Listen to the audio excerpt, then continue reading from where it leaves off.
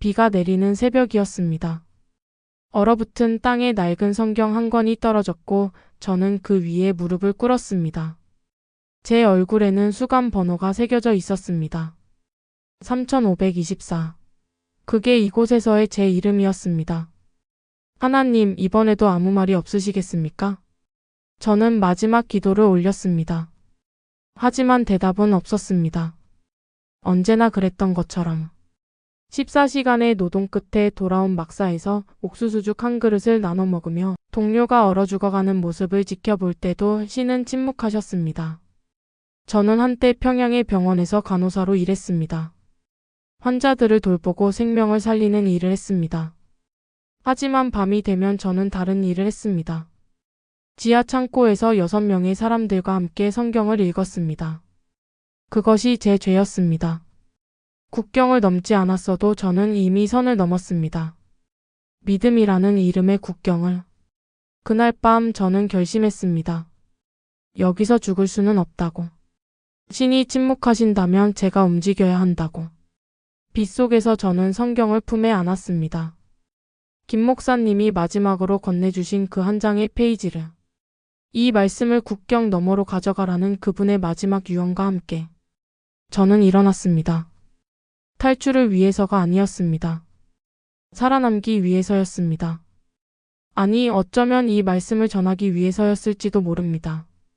구독과 좋아요, 그리고 알림 설정과 소중한 댓글은 영상 제작에 큰 도움이 됩니다. 모든 것은 그 지하 창고에서 시작되었습니다. 평양중앙병원 지하 2층, 폐기된 의료 장비들 사이에 우리만의 작은 성소가 있었습니다. 매주 수요일 밤 12시 저는 야간 근무를 마치고 그곳으로 내려갔습니다. 6명의 얼굴들이 희미한 촛불 아래 모였습니다. 김 선생, 이 간호사, 박 기사, 그리고 15살 하나. 우리는 서로의 본명도 몰랐습니다. 알아서도 안 되었습니다. 하지만 우리는 같은 것을 믿었고 같은 위험을 감수했습니다. 하나는 제가 가르친 아이였습니다. 병원 청소부의 딸로 글을 배우고 싶어 했던 소녀. 저는 그 아이에게 한글을 가르쳤고 어느 날 조심스럽게 성경 한 구절을 보여주었습니다. 아이의 눈이 빛났습니다. 선생님, 이게 정말 하나님의 말씀이에요? 그날부터 하나는 우리의 일원이 되었습니다. 아이는 노트에 성경 구절을 필사했습니다. 작고 빼곡한 글씨로 한자 한자 정성스럽게. 선생님, 저 이거 다 외웠어요. 요한복음 3장 16절부터 21절까지요. 아이의 목소리는 떨렸지만 확신에 차 있었습니다.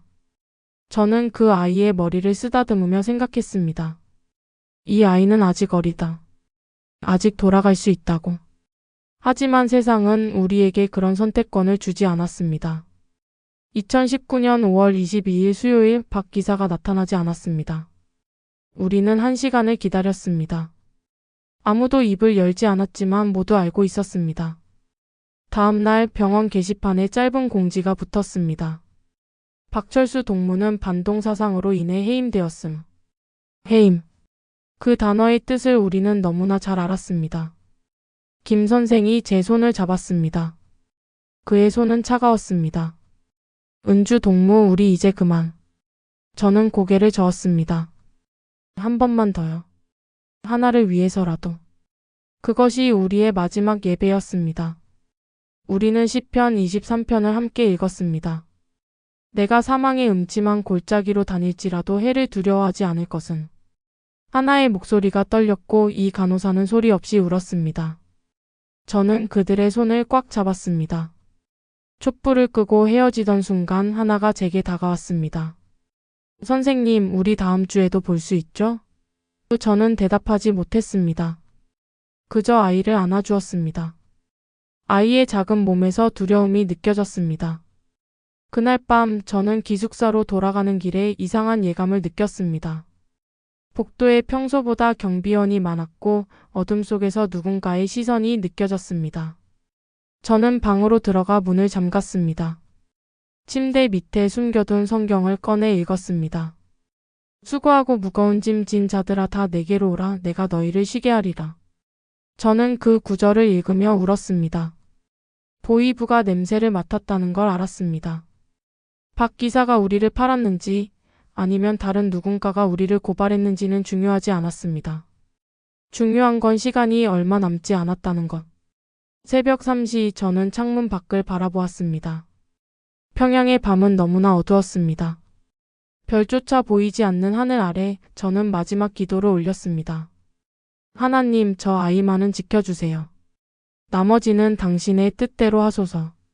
다음 날 아침 저는 평소처럼 출근했습니다. 환자들을 돌보고 주사를 놓고 체온을 재었습니다. 모든 것이 평범했습니다. 하지만 제 심장은 미친 듯이 뛰고 있었습니다. 복도 끝에서 낯선 사람들이 저를 지켜보고 있었습니다. 그날 오후 2시 30분 모든 것이 무너졌습니다. 그들이 온 것은 오후 근무 시간이었습니다.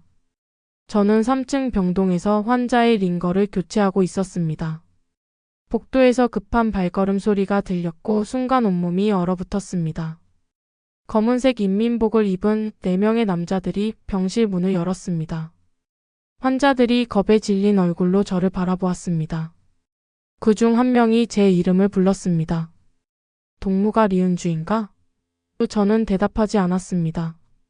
대답할 필요가 없었습니다. 그들은 이미 알고 있었습니다. 따라와라. 짧은 명령이었습니다. 저는 손에 들고 있던 링거줄을 내려놓았습니다. 환자의 눈빛이 보였습니다. 그는 아무 말도 하지 않았지만 그의 눈은 말하고 있었습니다. 미안합니다. 저는 작게 고개를 끄덕였습니다. 복도를 걸어가는 동안 동료들의 시선이 느껴졌습니다. 어떤 이는 외면했고 어떤 이는 놀란 표정으로 저를 바라보았습니다. 이 간호사가 멀리서 저를 보고 입을 가렸습니다. 저는 그녀에게 미소를 지으려 했지만 실패했습니다. 보이부 차량은 병원 뒷문에 대기하고 있었습니다. 그들은 저를 거칠게 차에 밀어 넣었습니다. 손목에 차가운 수갑이 채워졌습니다. 차는 평양 시내를 가로질러 북쪽으로 향했습니다. 창밖으로 익숙한 거리들이 스쳐 지나갔습니다. 제가 출근하던 길 하나와 함께 걷던 공원, 시장 입구의 낡은 간판. 취조실은 생각보다 작았습니다. 회색 시멘트 벽 하나에 철제 책상 2개의 의자. 그리고 천장에 매달린 하나의 전구. 그들은 저를 의자에 앉히고 손목을 책상에 묶었습니다. 취조관이 들어왔습니다. 30대 후반쯤 되어 보이는 남자였습니다. 그의 이름은 나중에 알게 되었습니다. 장혁. 리은주 동무가 하나님을 믿는다는 게 사실인가? 그는 담배를 피우며 물었습니다. 저는 침묵했습니다. 그는 다시 물었습니다. 대답하게. 동무는 비밀 종교 모임에 참석했나? 저는 여전히 침묵했습니다. 부인할 수도 있었습니다. 모른다고 누명이라고 소리칠 수도 있었습니다. 하지만 저는 그러지 않았습니다. 네, 저는 믿습니다. 제 목소리는 생각보다 또렷했습니다. 장혁의 눈빛이 변했습니다. 뭘 믿는다는 건가? 하나님을요. 예수 그리스도를요. 첫 번째 구타가 시작된 것은 그때부터였습니다. 뺨을 때리는 손바닥 소리, 바닥에 쓰러지는 제 몸, 갈비뼈에 박히는 군화 발끝. 저는 비명을 참으려 했지만 실패했습니다. 고통은 상상 이상이었습니다. 다른 놈들 이름을 대라. 누가 동물을 선동했나? 저는 고개를 저었습니다. 피가 입안에 고였습니다. 없습니다. 거짓말 마라. 성경은 어디서 구했나? 누가 동무에게 종교를 가르쳤나? 저는 눈을 감았습니다. 그 순간 이상하게도 고통이 멀어지는 것 같았습니다. 저는 기도하기 시작했습니다. 소리 내지 않고 마음속으로. 하나님, 저를 강하게 해주세요. 이들의 이름을 말하지 않게 해주세요. 장혁이 제 머리채를 잡아당겼습니다. 기도하고 있나? 동무의 하나님이 구해줄 것 같나?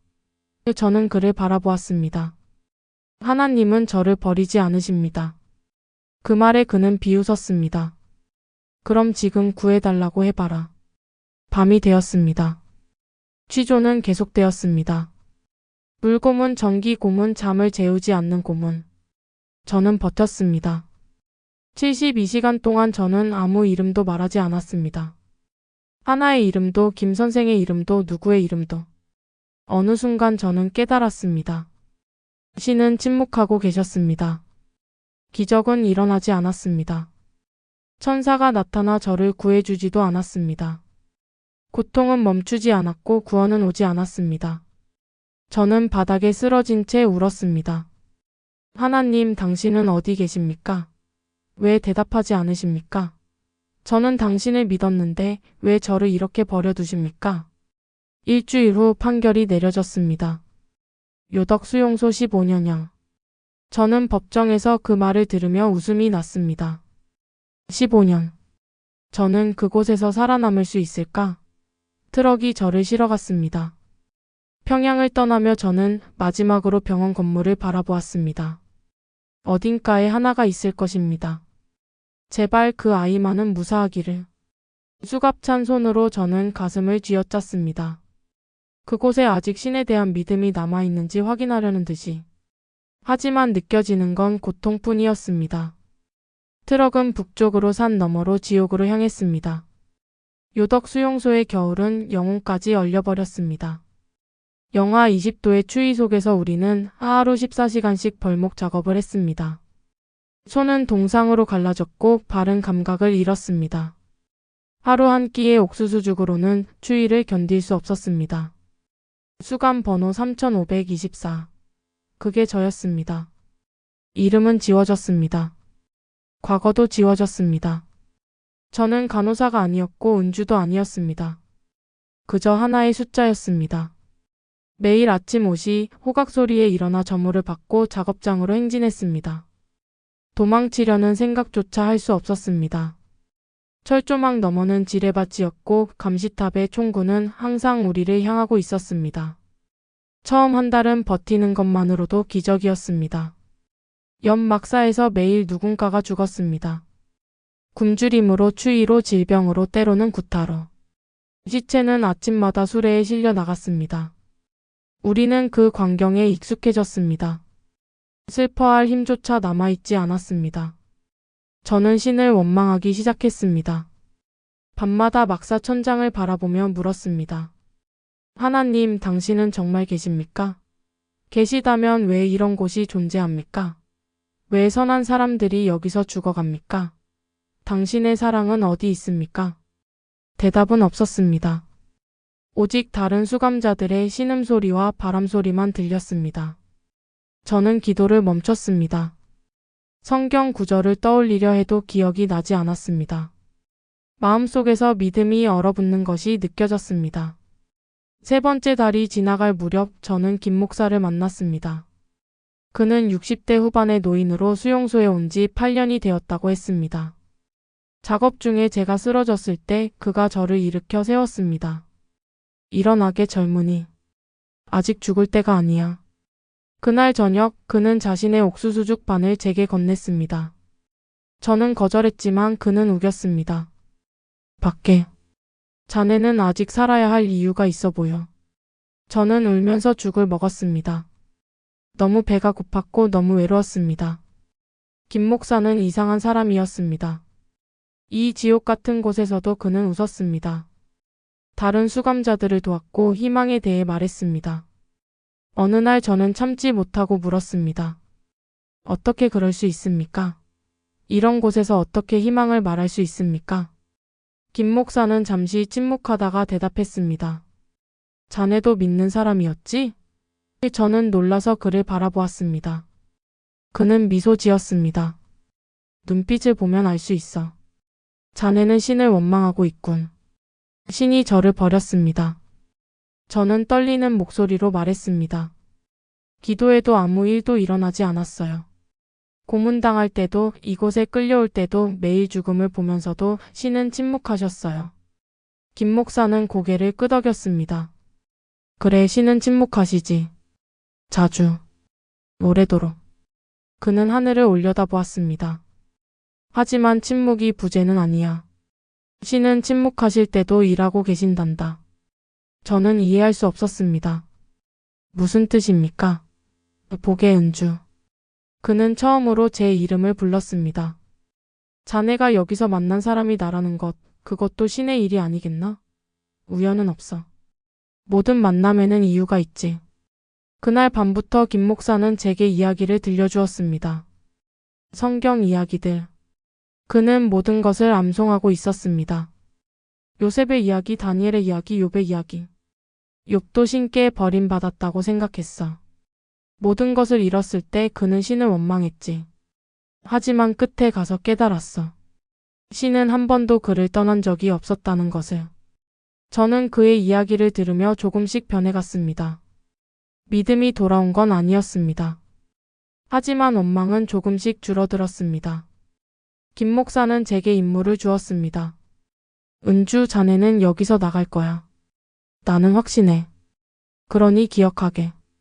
내가 해주는 이야기들을 모두. 겨울은 깊어갔습니다. 눈은 무릎까지 쌓였고 사람들은 더 빨리 죽어갔습니다. 어느 날 김 목사가 쓰러졌습니다. 폐렴이었습니다. 수용소에는 약이 없었습니다. 저는 간호사였지만 아무것도 할 수 없었습니다. 저는 그의 머리맡에서 밤을 지새웠습니다. 그는 헛소리를 했습니다. 주여, 이 아이를 보호하소서. 새벽녘 그의 호흡이 약해졌습니다. 저는 그의 손을 잡았습니다. 목사님, 포기하지 마세요. 김 목사는 눈을 떴습니다. 은주, 자네에게 줄 게 있어. 그는 떨리는 손으로 옷 안쪽을 더듬었습니다. 작은 종이 한 장이 나왔습니다. 성경의 한 페이지였습니다. 요한복음 14장이었습니다. 이걸 국경 너머로 가져가게. 그는 간신히 말했습니다. 이 말씀을 자유의 땅에.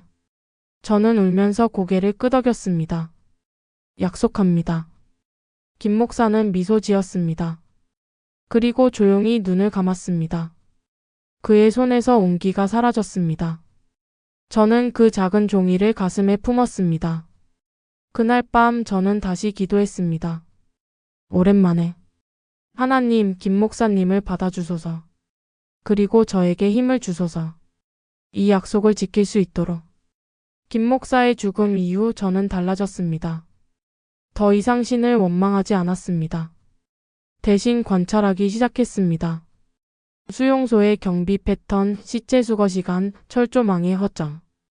저는 탈출을 계획했습니다. 겨울은 더욱 혹독해졌습니다. 12월 어느 날 폭설이 내렸습니다. 하늘에서 눈이 미친 듯이 쏟아졌고 시야는 10m도 확보되지 않았습니다. 작업은 중단되었고 우리는 막사에 갇혔습니다. 경비병들도 감시탑에서 내려왔습니다. 그날 밤 기회가 왔습니다. 시체 수거반이 움직였습니다. 저는 그들을 따라갔습니다. 폭설 속에서 아무도 저를 알아보지 못했습니다. 시체들이 실린 수레 옆을 걸으며 저는 틈을 노렸습니다. 수레가 수용소 외곽 매장지로 향할 때 저는 시체 더미 사이로 몸을 숨겼습니다. 차가운 시신들 사이에서 저는 숨을 죽였습니다. 악취가 코를 찔렀지만 참았습니다. 수레는 철조망 밖으로 나갔습니다. 매장지에 도착했을 때 저는 뛰쳐나왔습니다. 경비병들이 소리쳤지만 폭설 속에서 저는 이미 숲으로 뛰어들었습니다. 총성이 울렸습니다. 제 옆 나무에 총알이 박혔습니다. 저는 쓰러지지 않았습니다. 계속 뛰었습니다. 눈보라 속을 얼마나 달렸을까요? 시간 감각을 잃었습니다. 발은 피투성이가 되었고 온몸은 얼어붙었습니다. 하지만 멈출 수 없었습니다. 뒤에서 추격의 소리가 들렸습니다. 깨 짖는 소리, 사람들의 고함. 저는 계곡으로 뛰어내렸습니다. 눈 속으로 굴러떨어지며 의식을 잃었습니다. 깨어났을 때 저는 눈 속에 반쯤 묻혀 있었습니다. 추격 소리는 들리지 않았습니다. 그들은 저를 포기한 것 같았습니다. 아니면 죽었다고 생각했을 것입니다. 저는 일어서려 했지만 몸이 움직이지 않았습니다. 저체온증이었습니다. 이대로 여기서 얼어 죽는구나. 김 목사님께 한 약속을 지키지 못하는구나. 저는 가슴에 품었던 성경 페이지를 꺼냈습니다. 눈물이 얼어붙었습니다. 하나님, 여기까지인가요? 이렇게 끝나는 건가요? 그때 기적이 일어났습니다. 멀리서 불빛이 보였습니다. 작은 오두막 하나가 눈 속에 있었습니다. 저는 기어갔습니다. 손가락은 얼어서 감각이 없었지만 저는 계속 움직였습니다. 오두막 문을 두드렸습니다. 아무 대답이 없었습니다. 저는 문을 밀었고 문이 열렸습니다. 안에는 아무도 없었습니다. 하지만 난로가 있었고 담요가 있었고 말린 음식이 있었습니다. 저는 울었습니다. 이것이 신의 응답인가요? 이렇게 작은 오두막이 이 황량한 산 속에 존재한다는 것 자체가 기적이었습니다. 저는 난로에 불을 지폈습니다. 몸이 녹으면서 고통이 밀려왔습니다. 동상 걸린 손발에서 피가 돌기 시작했습니다. 저는 비명을 참으며 담요를 뒤집어 썼습니다. 벽에는 낡은 지도가 걸려 있었습니다.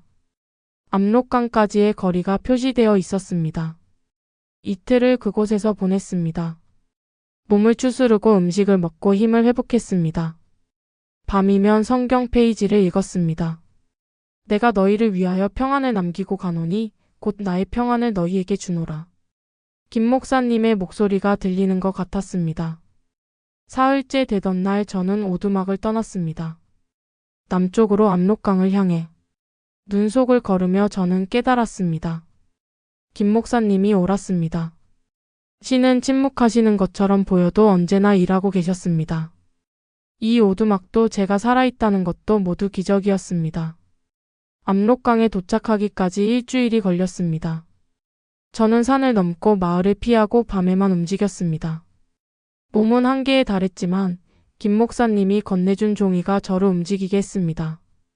국경 마을에서 저는 브로커를 만났습니다. 그는 중국행을 도와준다는 남자였습니다. 제가 가진 것은 아무것도 없었지만 저는 그에게 간청했습니다. 제발 도와주세요. 중국만 가면 됩니다. 브로커는 저를 위아래로 훑어보았습니다. 돈은? 없습니다. 하지만 중국에 가면 됐어. 그런 말 지겹게 들었어. 그는 등을 돌렸습니다. 저는 그의 옷자락을 붙잡았습니다. 제발요. 전 간호사였습니다. 중국 가서 일할 수 있어요. 꼭 갚겠습니다. 브로커는 한숨을 쉬었습니다. 오늘 밤 10시 강하류 버드나무 새 그루 있는 곳. 거기와 마지막이야. 그날 밤 저는 약속 장소로 갔습니다. 버드나무 아래 5명이 더 있었습니다. 모두 저처럼 초췌하고 두려운 얼굴이었습니다. 브로커가 나타나 말했습니다. 강이 얼었어. 걸어서 건널 거야. 총소리 들리면 각자 알아서 뛰어. 우리는 어둠 속에서 강으로 내려갔습니다. 얼음 위에 첫 발을 디딜 때 온몸이 떨렸습니다. 얼음이 깨지는 소리가 들렸습니다. 누군가가 작게 비명을 질렀습니다. 조용히 해. 브로커가 속삭였습니다. 강 한가운데쯤 왔을 때 불빛이 우리를 비췄습니다. 순간 세상이 멈췄습니다. 경비되었습니다. 거기 서라. 총성이 울렸습니다. 우리는 흩어져 뛰었습니다. 저는 미끄러졌습니다. 얼음 위에서 넘어지며 손이 깨진 얼음 사이로 빠졌습니다. 차가운 물이 손을 집어삼켰습니다. 다시 총성이 울렸습니다. 제 옆에서 누군가가 쓰러졌습니다. 저는 일어나 뛰었습니다. 폐가 터질 것 같았습니다. 얼음이 깨지는 소리, 총소리, 비명소리가 뒤섞였습니다. 중국 땅이 보였습니다. 조금만 더, 조금만 더. 그때 제 발밑 얼음이 깨졌습니다. 저는 물속으로 빠졌습니다. 차가운 물이 온몸을 감쌌습니다. 숨을 쉴 수 없었습니다. 이대로 죽는구나. 김 목사님, 죄송합니다. 약속을 지키지 못했습니다. 물속에서 저는 마지막 기도를 했습니다. 하나님, 이번만은 대답해 주세요. 제발. 그때 누군가의 손이 제 팔을 잡았습니다. 물 위로 끌어올려지는 느낌. 저는 얼음 위에 내동댕 잊혀졌습니다. 기침을 하며 물을 토했습니다. 눈을 뜨니 한 여자가 저를 내려다보고 있었습니다. 빨리 일어나. 그녀가 말했습니다. 아직 안전하지 않아. 그녀는 저를 일으켜 세웠고 우리는 함께 뛰었습니다. 중국 땅의 갈대밭 속으로. 총소리가 멀어졌습니다. 우리는 한참을 더 뛰었습니다. 작은 헛간에 도착했을 때 저는 완전히 기진맥진했습니다. 그녀가 담요를 가져왔습니다. 옷 갈아입어. 젖은 채로 있으면 죽어. 저는 떨리는 손으로 젖은 옷을 벗었습니다. 그제야 가슴에 품었던 성경 페이지가 생각났습니다. 젖어서 흐물흐물해진 종이를 꺼냈습니다. 글자들이 번져 있었지만 아직 읽을 수는 있었습니다. 그게 뭐야? 여자가 물었습니다. 성경이에요. 꼭 지켜야 할 것이에요. 그녀의 눈빛이 변했습니다. 너 신자구나. 저는 고개를 끄덕였습니다. 그녀는 한숨을 쉬었습니다. 내 이름은 소연이야. 나도 탈북자였어. 10년 전에 이 강을 건넜지. 그녀는 제 손을 잡았습니다. 신이 널 여기까지 보냈나 보구나. 환영의 자유의 땅에. 저는 그제야 울음을 터뜨렸습니다. 소연이 저를 안아주었습니다. 울어. 실컷 울어도 돼. 이제 안전해. 하지만 저는 알고 있었습니다. 이것은 끝이 아니라 시작이라는 것을. 중국도 안전한 곳이 아니라는 것을. 그날 밤 소연은 제게 말했습니다. 내일부터 널 숨겨줄 곳으로 데려갈 거야. 지하 교회 네트워크가 있어. 거기서 한국으로 가는 방법을 찾을 수 있어. 저는 성경 페이지를 들여다보았습니다. 번진 글씨들 사이로 한 구절이 보였습니다. 내가 세상 끝날까지 너희와 항상 함께 있으리라.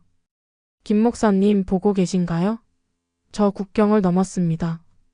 이제 이 말씀을 자유의 땅까지 가져가겠습니다. 소연이 저를 데려간 곳은 중국 동북부의 작은 시골 마을이었습니다. 조선족이 모여 사는 곳으로 탈북자들을 숨겨주는 지하 네트워크가 있었습니다. 낡은 교회 지하실이 우리의 은신처였습니다. 그곳에는 저처럼 국경을 넘은 사람들이 15명 있었습니다. 모두 한국행을 기다리며 숨어 지냈습니다. 위조 신분증을 만들고 중국어를 배우고 기회를 노렸습니다. 저는 가짜 이름 리화로 살았습니다. 소연의 도움으로 저는 마을 요양원에서 일하게 되었습니다. 노인들을 돌보는 일이었습니다. 간호사 경력이 도움이 되었습니다. 중국어는 서툴렀지만 환자를 돌보는 손길에는 언어가 필요 없었습니다. 밤이면 교회 지하실에서 예배가 열렸습니다. 한국인 선교사 한 명이 비밀리에 우리를 돌보고 있었습니다. 그는 우리에게 성경을 나눠주고 기도해주고 한국에 대한 희망을 주었습니다. 저는 그곳에서 다시 신앙을 회복했습니다. 김 목사님이 남긴 성경 페이지를 다른 탈북자들과 함께 읽었습니다. 그 낡고 번진 종이는 우리의 보물이 되었습니다. 사람들은 차례로 그것을 만지며 기도했습니다. 석 달이 흘렀습니다. 저는 조금씩 안정을 찾았습니다. 요양원 일도 익숙해졌고 중국어도 늘었습니다. 소연은 제게 말했습니다. 다음 달에 한국 가는 루트가 생겨. 내 차례야. 저는 감격했습니다. 드디어 김 목사님의 약속을 완전히 이룰 수 있게 되는 것이었습니다. 하지만 세상은 그렇게 호락호락하지 않았습니다. 어느 날 오후 요양원에 응급 환자가 들어왔습니다. 교통사고를 당한 어린 소년이었습니다. 8살쯤 되어 보였습니다. 저는 반사적으로 응급처치를 했습니다. 지혈하고 기도를 확보하고 119를 불렀습니다. 구급차가 도착했고 아이는 살았습니다. 하지만 그 과정에서 제 얼굴이 너무 많은 사람들에게 노출되었습니다. 경찰이 조사를 나왔고 신분증을 요구했습니다. 위조 신분증은 정밀 조사를 견딜 수 없었습니다. 그날 밤 소연이 급히 찾아왔습니다. 공안이 내 뒤를 캐고 있어. 당장 떠나야 해. 우리는 짐을 챙겼습니다. 하지만 이미 늦었습니다. 교회 밖에서 차량 소리가 들렸습니다. 지하실로. 소연이 속삭였습니다. 우리는 비밀 통로를 통해 도망쳤습니다. 15명의 탈북자들이 함께 밤거리를 달렸습니다. 뒤에서 추격이 이어졌습니다. 골목 어귀에서 우리는 갈라졌습니다. 소연이 말했습니다. 뿔뿔이 흩어져. 그게 살 길이야. 저는 3명의 탈북자와 함께 뛰었습니다. 그중 한 명이 임신한 여성이었습니다. 그녀는 배를 움켜쥐고 신음했습니다. 우리는 공사장 안으로 숨었습니다. 그곳에서 밤을 보냈습니다. 새벽녘 임신한 여성의 진통이 시작되었습니다. 아기가 나올 것 같아요. 그녀가 울먹였습니다. 저는 간호사였습니다. 도망자 신세였지만 환자를 버릴 수 없었습니다. 저는 결정을 내렸습니다. 일단 병원으로 가야 해요. 이 상태로는 둘 다 위험해요. 다른 2명이 반대했습니다. 그러다 다 잡혀. 하지만 저는 고집했습니다. 저는 갈 거예요. 당신들은 가세요. 저는 여성을 업고 밖으로 나왔습니다. 택시를 잡아 가장 가까운 병원으로 갔습니다. 응급실에서 저는 중국어로 상황을 설명했습니다. 의료진이 그녀를 데려갔습니다. 저는 밖에서 기다렸습니다. 1시간 후 아기의 울음소리가 들렸습니다. 그녀는 무사히 아들을 낳았습니다. 저는 안도의 한숨을 쉬었습니다. 하지만 그 순간 경찰이 도착했습니다. 누군가 신고한 것이었습니다. 저는 체포되었습니다. 구치소에서 저는 다시 신에게 물었습니다. 하나님, 제가 잘못한 건가요? 아이를 살리려 한 게 죄인가요? 왜 자꾸 저를 시험하십니까? 밤새 저는 울었습니다. 김 목사님이 건네주신 성경 페이지는 압수당했습니다. 모든 것을 잃었습니다.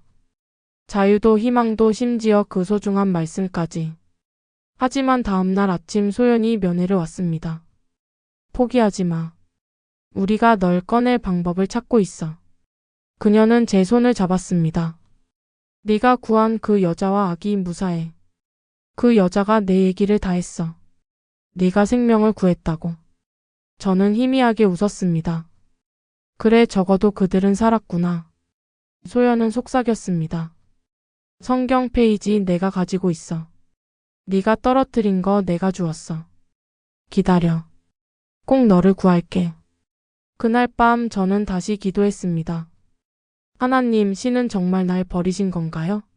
아니면 아직 끝나지 않은 건가요? 대답해 주세요. 창밖으로 별이 보였습니다. 오랜만에 보는 별이었습니다. 저는 그 별을 바라보며 생각했습니다. 김 목사님도 이런 별을 보셨을까? 그분도 이렇게 물으셨을까? 신은 어디 계신가고? 중국 구치소에서의 시간은 요덕과는 달랐습니다. 고문은 없었지만 불안이 저를 짓눌렀습니다. 북송될까봐 매일 밤 악몽을 꿨습니다.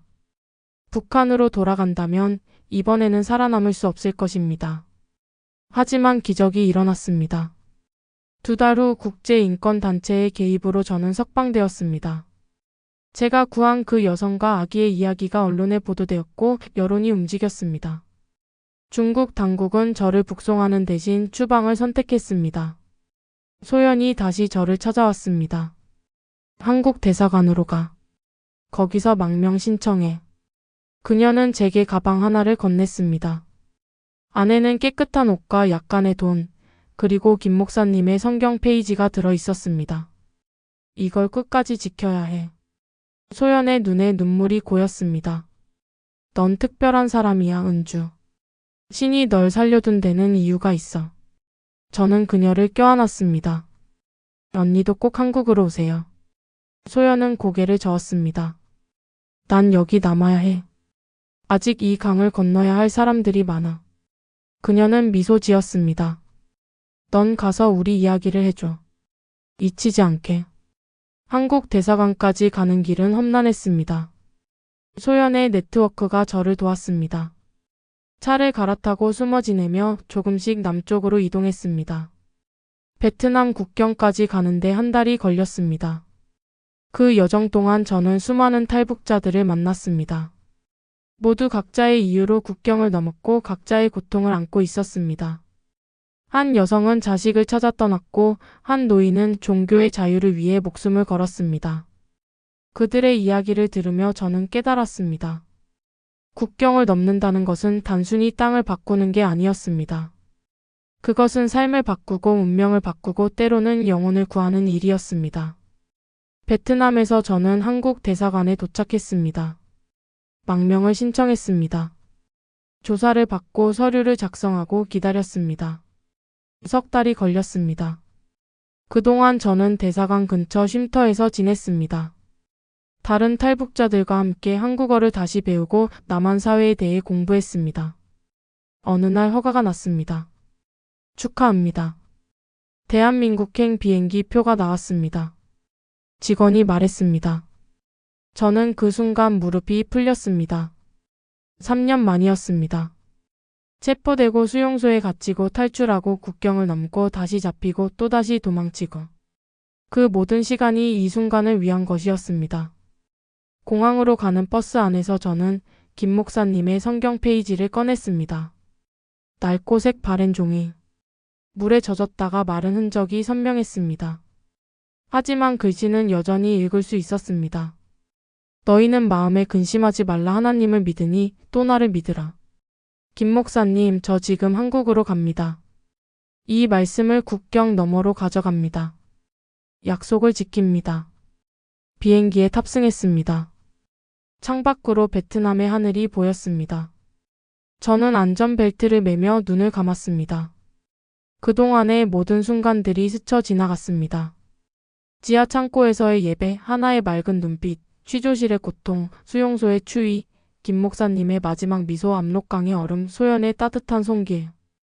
비행기가 이륙했습니다. 하늘로 올라가며 저는 처음으로 확신했습니다. 신이 침묵하셨던 건 제가 듣지 못했기 때문이었습니다. 신은 언제나 거기 계셨습니다. 오두막 속에서, 소연의 손길에서, 구해진 아기의 울음소리에서, 이 비행기 표에서. 하나님, 이제야 알겠습니다. 당신은 한 번도 저를 버리신 적이 없으셨습니다. 저는 미소 지으며 눈물을 흘렸습니다. 옆 승객이 휴지를 건넸습니다. 괜찮으세요? 저는 고개를 끄덕였습니다. 네, 괜찮아요. 이제 괜찮아요. 창밖으로 구름 사이로 햇살이 비쳤습니다. 새로운 세상으로 가는 길. 자유를 향한 마지막 비행. 저는 가슴에 성경 페이지를 꼭 안았습니다. 김 목사님 보고 계시죠? 제가 해냈어요. 당신의 말씀을 자유의 땅으로 가져가고 있어요. 비행기는 한국을 향해 날아갔습니다. 그리고 저는 알았습니다. 이것이 끝이 아니라 시작이라는 것을. 국경을 넘은 죄. 그것은 죄가 아니었습니다. 그것은 믿음을 지킨 증거였고, 희망을 놓지 않은 승리였고, 신이 함께하신 여정이었습니다. 3년이 흘렀습니다. 인천공항에 도착한 그날의 감격을 저는 평생 잊을 수 없습니다. 대한민국의 땅을 밟았을 때 저는 그 자리에 주저앉아 울었습니다. 자유. 그 단어가 무엇을 의미하는지 그때 비로소 알았습니다. 하나원에서의 적응 교육, 서울에서의 새로운 삶. 모든 것이 낯설었습니다. 지하철, 스마트폰, 편의점, 자유롭게 다니는 사람들. 때로는 두려웠고 때로는 압도당했습니다. 하지만 저는 포기하지 않았습니다. 김 목사님과의 약속이 저를 지탱했습니다. 저는 다시 간호사가 되었습니다. 자격시험을 준비하고 병원에 취직했습니다. 밤에는 신학 공부를 했습니다. 그 낡은 성경 페이지를 펼쳐놓고 한 구절 한 구절 묵상했습니다. 그것은 이제 단순한 종이가 아니었습니다. 그것은 김 목사님의 유산이었고 제 믿음의 증거였고 수많은 고통을 견딘 증거였습니다. 교회를 찾았지만 쉽지 않았습니다. 나만의 화려한 교회들, 편안한 신앙생활. 그것이 나쁜 것은 아니었지만 어딘가 공허했습니다. 저는 제가 경험한 그 절박함을, 그 간절함을 여기서 찾을 수 없었습니다. 그래서 저는 탈북자들을 위한 작은 모임을 시작했습니다. 매주 일요일 오후 우리는 만났습니다. 10명, 20명 점점 늘어났습니다. 우리는 서로의 이야기를 나눴습니다. 국경의 이야기, 수용소의 이야기, 탈출의 이야기. 그리고 함께 기도했습니다. 아직 북에 남은 가족들을 위해, 여전히 국경을 넘고 있는 이들을 위해, 중국에서 숨어 지내는 동포들을 위해. 그러던 어느 날 놀라운 소식을 들었습니다. 하나가 한국에 왔다는 것입니다. 제 제자, 그 작고 맑은 눈의 소녀가 살아 있었습니다. 저는 믿을 수 없었습니다. 지난 6년 동안 저는 그 아이가 어떻게 되었을까 끝없이 궁금했습니다. 체포되었을까, 수용소에 갔을까, 아니면 무사할까. 그 아이는 이제 23이 되어 있었습니다. 탈북 브로커의 도움으로 중국을 거쳐 한국에 온 지 2년이 되었다고 했습니다. 그리고 놀랍게도 그 아이는 신학을 공부하고 있었습니다. 목사가 되기 위해. 우리가 만난 곳은 서울 외곽의 작은 교회였습니다. 교회 이름은 요덕의 빛. 하나가 이름 지었다고 했습니다. 선생님이 계셨던 그곳을 잊지 않기 위해서요. 아이가 말했습니다. 아니, 이제 아이가 아니었습니다.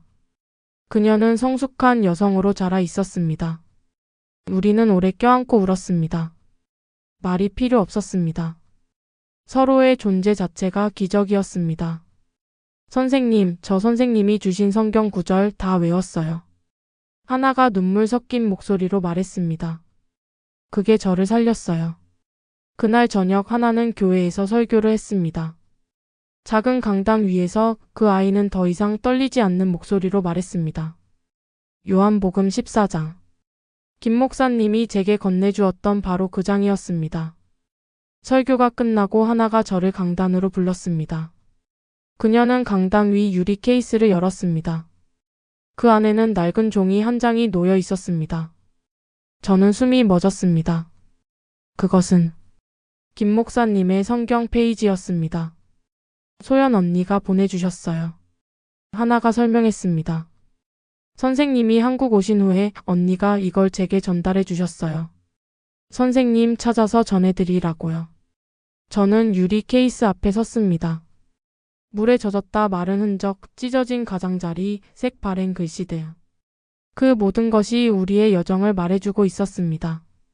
이제 이 말씀이 여기 있어야 한다고 생각했어요. 하나가 말했습니다. 요덕에서 시작된 이야기가 여기 요덕의 빛 교회에서 계속되어야 한다고요. 그날 밤 저는 교회에 혼자 남았습니다. 강단 앞에 무릎을 꿇고 그 성경 페이지를 바라보았습니다. 김 목사님의 얼굴이 떠올랐습니다. 수용소의 추운 막사에서 마지막 숨을 거두시며 제게 이것을 건네시던 그 순간. 목사님, 저 약속 지켰습니다.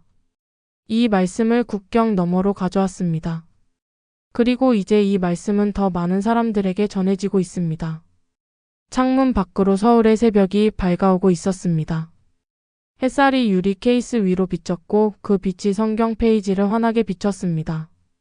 저는 그제야 이해했습니다. 신의 침묵의 의미를. 하나님은 침묵하지 않으셨습니다. 다만 다른 방식으로 말씀하고 계셨습니다. 김 목사님의 희생을 통해, 소연의 도움을 통해, 하나의 생존을 통해, 그리고 이 모든 여정을 통해 신은 한 번도 저를 버리지 않으셨습니다. 제가 가장 어두운 곳에 있을 때도, 가장 두려울 때도, 가장 외로울 때도 눈물이 성경 페이지 위로 떨어졌습니다. 하지만 이번에는 슬픔의 눈물이 아니었습니다. 감사의 눈물이었습니다. 제가 여기까지 올 수 있었던 것은 제 힘이 아니었습니다. 그것은 신의 은혜였고 수많은 사람들의 희생이었고 포기하지 않은 믿음의 결과였습니다. 국경을 넘은 죄. 사람들은 그렇게 불렀습니다. 탈북은 죄였고 신앙은 죄였고 자유를 갈망하는 것조차 죄였습니다. 하지만 이제 저는 압니다. 그것은 죄가 아니었습니다. 그것은 용기였고 희망이었고 사랑이었습니다. 저는 일어나 창문으로 다가갔습니다. 서울의 거리가 깨어나고 있었습니다. 사람들이 출근하고 아이들이 등교하고 일상이 시작되었습니다. 이 평범한 자유가 얼마나 소중한지 이곳 사람들은 모를 것입니다. 하지만 저는 압니다. 압록강을 건넌 우리는 압니다. 핸드폰이 울렸습니다.